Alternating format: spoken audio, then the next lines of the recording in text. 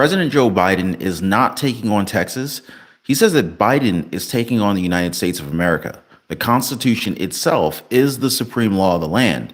Half of America is now standing against the Biden administration as we are in imminent danger.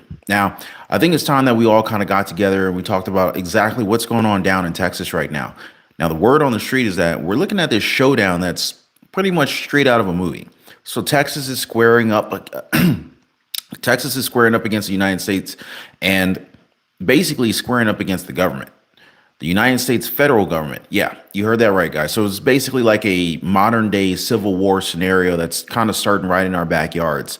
Now, if you support Texas, definitely type in the word Texas support in the comment section down below. If you support the federal government, type in the federal government in the comment section down below. Now, here's a lowdown, you guys. So the Biden administration is playing hardball with Texas. They're basically nudging them, trying to get some kind of reaction out of them. And, but Texas, yeah. So Texas, they're standing their ground and they're telling basically Uncle Sam, they're telling the Biden administration, they're telling the federal government, the United States of America that, hey, back off, especially when it comes to the National Guard. So Texas is pretty much like, trust us. You don't want to tangle with our finest, and so this is what they're doing. This is what they're saying. So what's the real deal here? Well, before we even try to attempt to dive into the nitty gritty here, do me a quick solid one. Hit the like button for the video. Your support really goes a long way for the channel, for the videos. I think more and more people need to hear about what's actually going on because you'd be surprised how little media coverage is actually talking about this here. So anyway, I'm not going to go into that, but here's the deal. So Texas is up against a lot right now, and it's not just with its borders.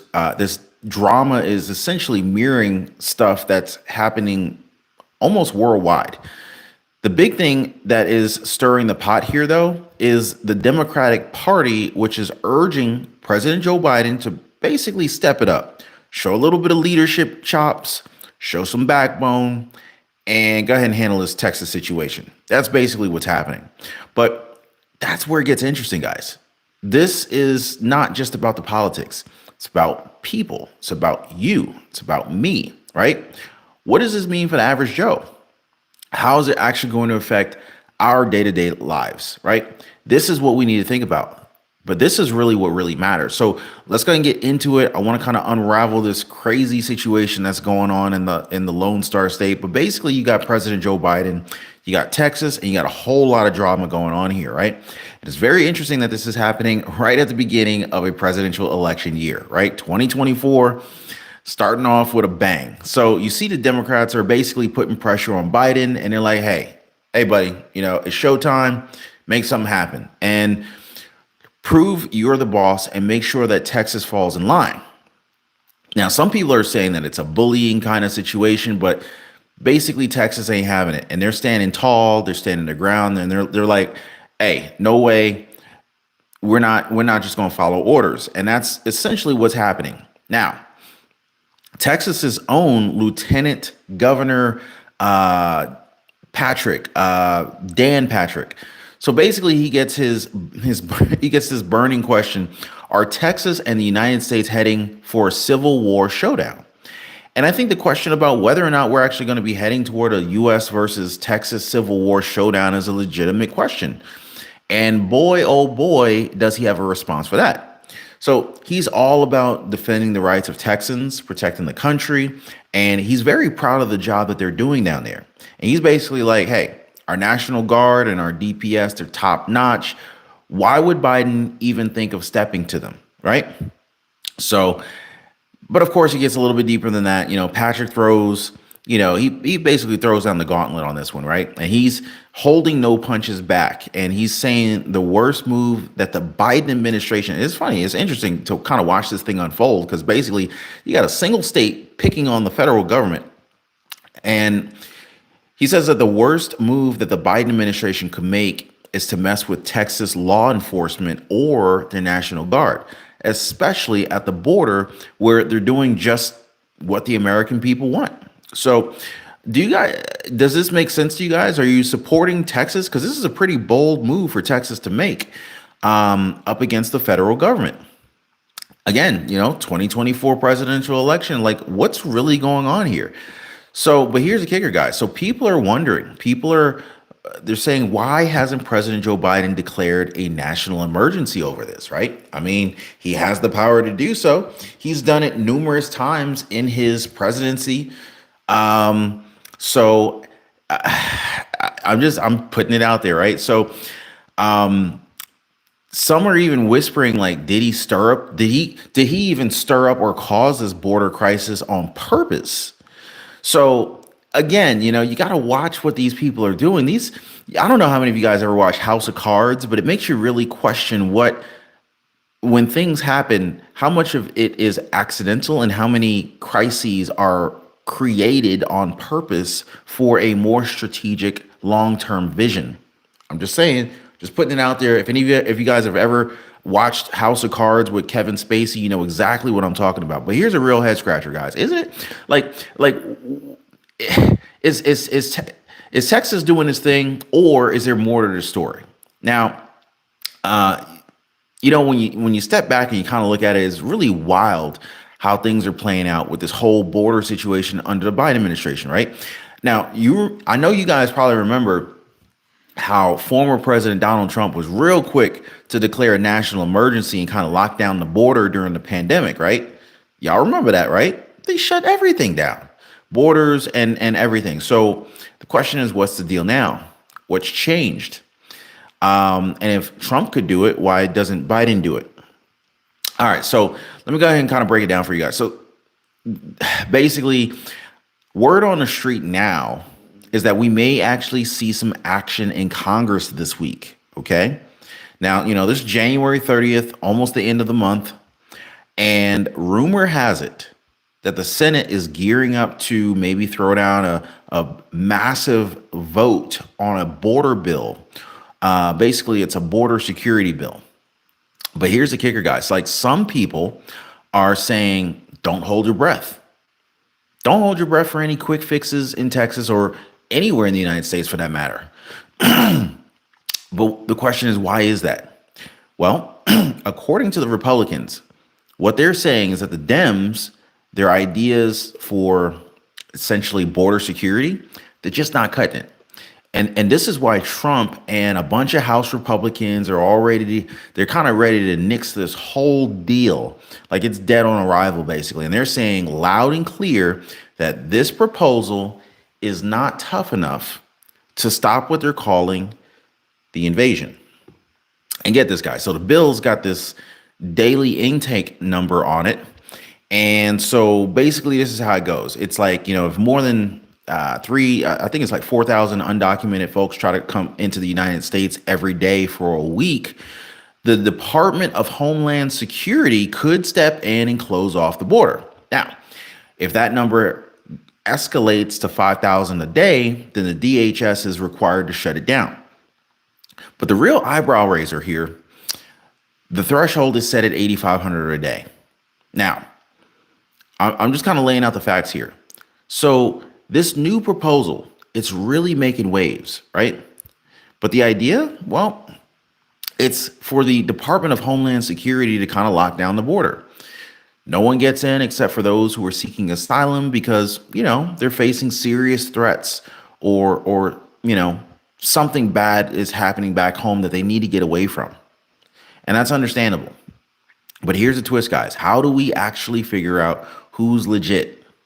Who's legitimately, genuinely in danger, and who's just saying that they are?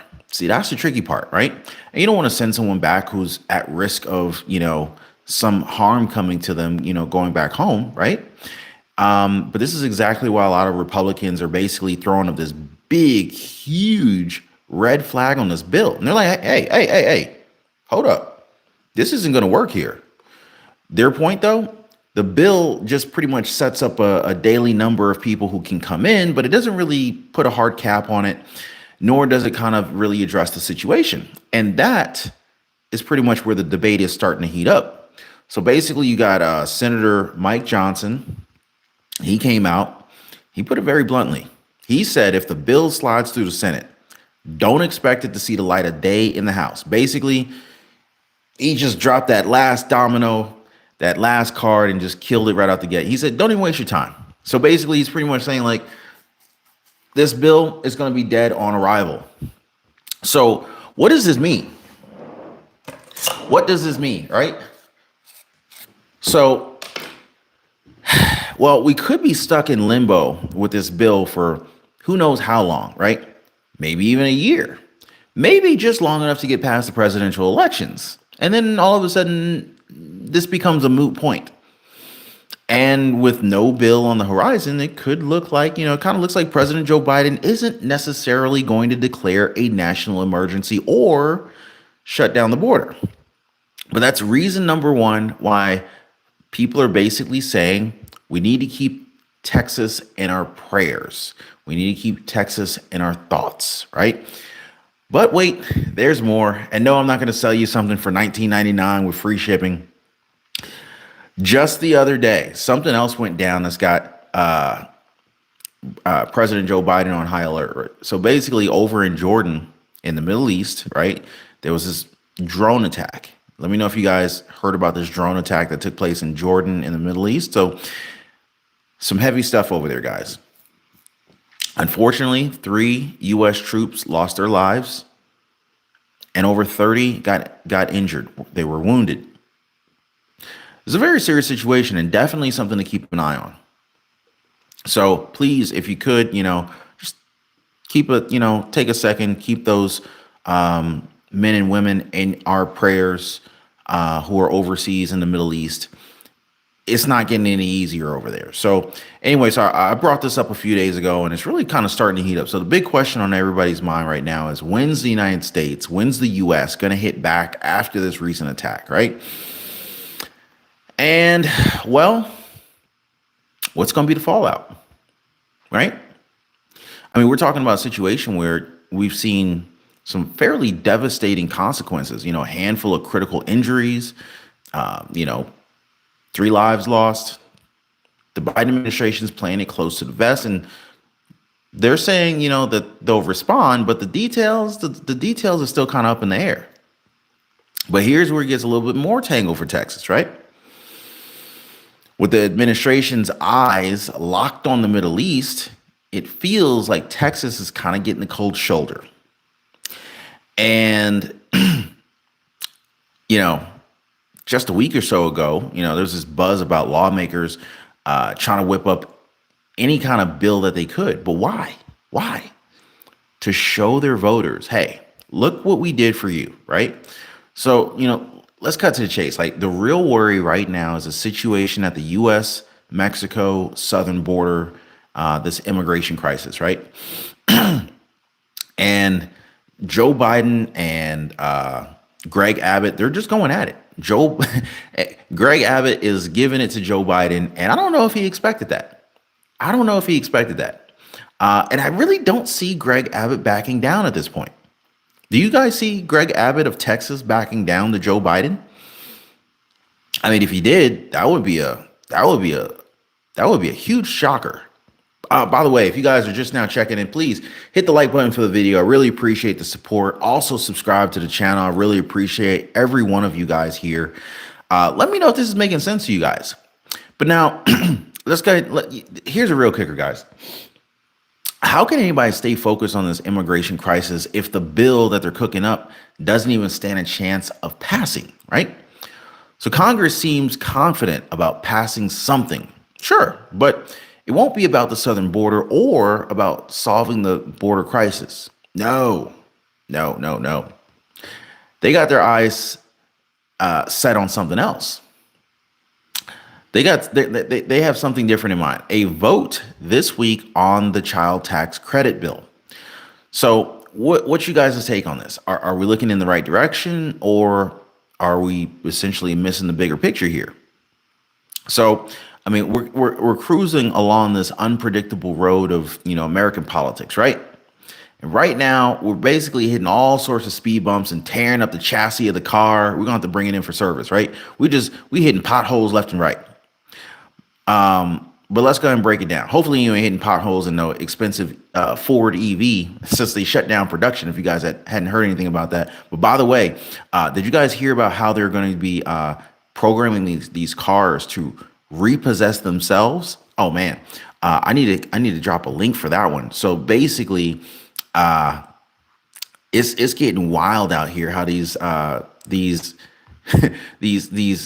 automakers are doing some really shady stuff.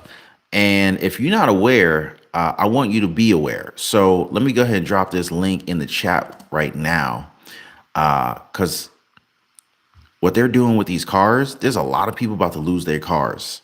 And if you don't know, and of course, Ford has this massive plant in Texas, which actually I just dropped a link for this video in the comment section, right? So check that video out, right? So Texas has this massive Ford plant in the state of Texas, and if you guys remember, recently there was this big, huge UAW shutdown, and I heard word that there was a shutdown of the EV production.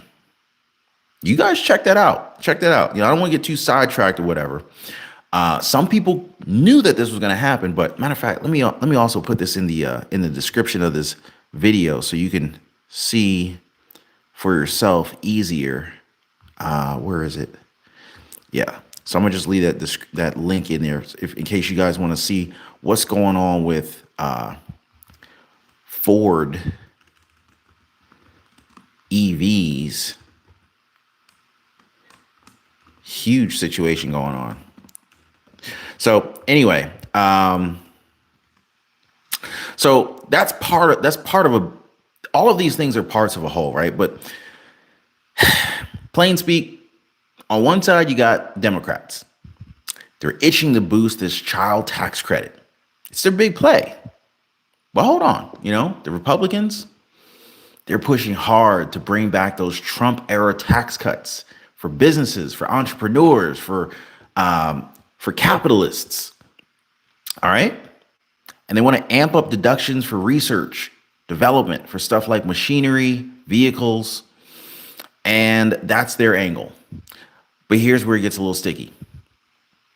When our lawmakers roll up their sleeves and kind of hash out this whole child tax credit, the business deductions, tax deductions for businesses, maybe there's even some tax startup credits. Maybe there's some startup seed capital for new businesses who want to get off the ground, to inspire entrepreneurs, because at the end of the day, entrepreneurs are the backbone of America.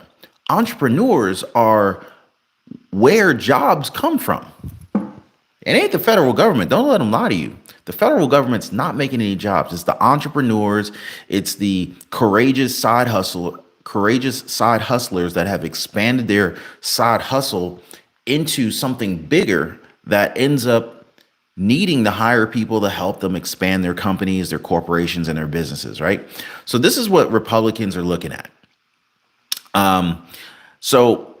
But it's going to take time, right? It's not overnight, right? So basically there's a lot going on here, and the clock is ticking. These folks in Washington, they have to hurry up. They got to nail down just one bill, just one.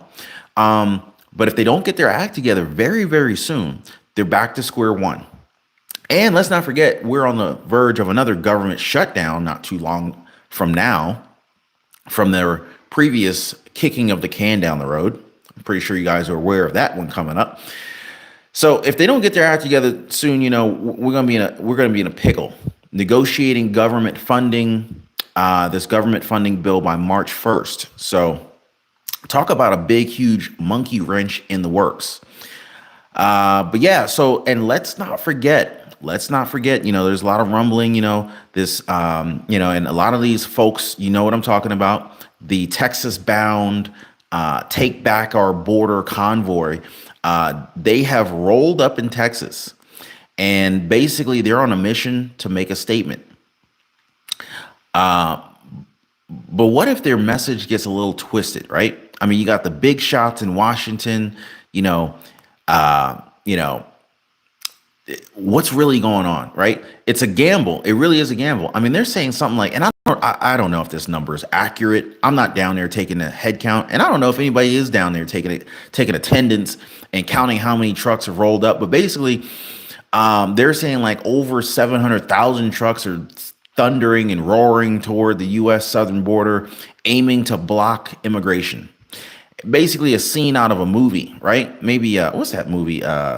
Not Road Rage. I forget what movie. Anyway, I failed on that one. But basically, we're just spectators waiting to see how this unfolds. Um, but this thing is getting big, right? And it feels like the fuse of like a civil war is being lit. Do y'all feel that? Like, you know, sparking even more conflict across the states. I mean, like I said, half of America is on basically they're on opposite sides. Half of America's with backing Texas. Let me know if you guys are backing Texas because half of America's backing President Joe Biden and the federal government. So where do you stand? But I'm thinking, we're gonna have to broaden this prayer circle. Let me know what you guys think. I hope you appreciated the content today. Definitely check out the link I left for you guys in the description down below of this video. What they're doing with these EVs and some of these vehicles, you're going to want to know about it because about 80% of people about to lose their car. So check that video out right now, and I'm going to see you guys on the next one.